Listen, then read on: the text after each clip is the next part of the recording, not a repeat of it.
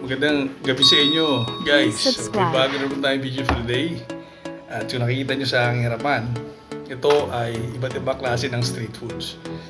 So, meron tayo itong kwek-kwek. Yan. Meron din tayong squid balls. Meron tayong chicken balls. Magkamukha pero chicken balls yung isa dyan. At meron tayong mga fish balls. Yan. Kumuha rin kami ng hot yung sauce, manong sauce. Isa pang manong sauce.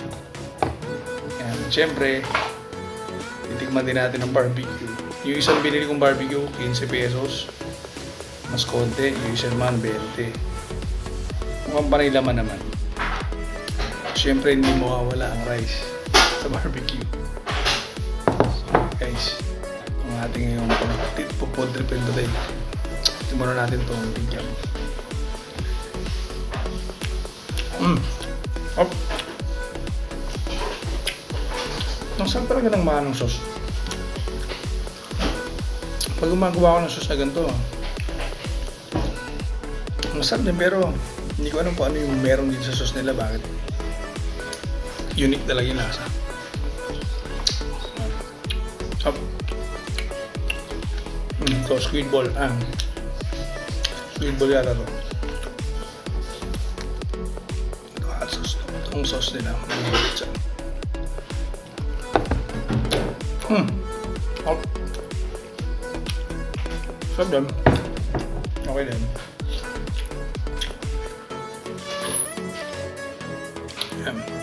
Tumisa.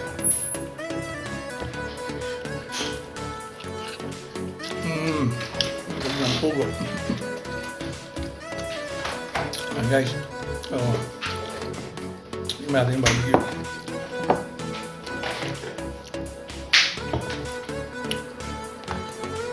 Ito yung 15 pesos.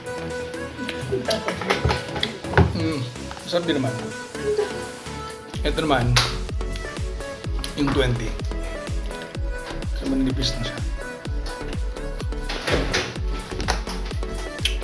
Sabi natin rice. Okay. Kaya muna ako guys, balik ako kayo mamaya. Okay guys, update. So ngayon, iinit natin yung kanin. Kumakain tayo ng barbecue. Kikyam. Malaking kikyam. 20. Yan.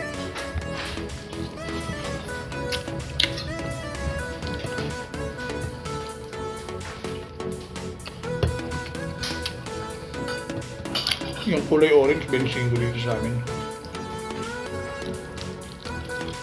Tapos yung the rest, yung kikiam, fish ball, squid ball, chicken ball, 20.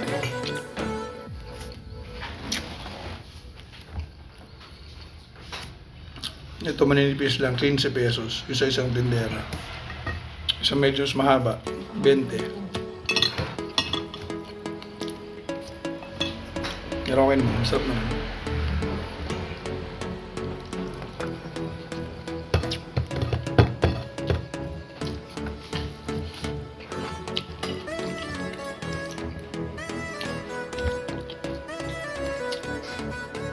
Minsan nag-crave ka talaga sa mga street food.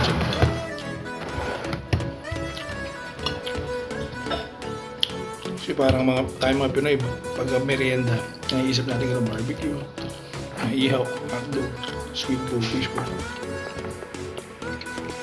Yan, buti may naabutan tayo ngayon.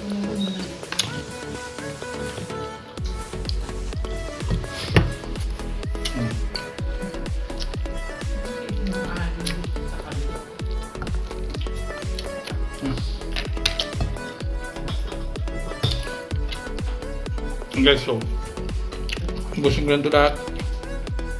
Busing ko yung pagkain ko. Sana masarap din ang merienda nyo. Kita ka tayo sa next video. Thanks for watching, guys. Bye bye.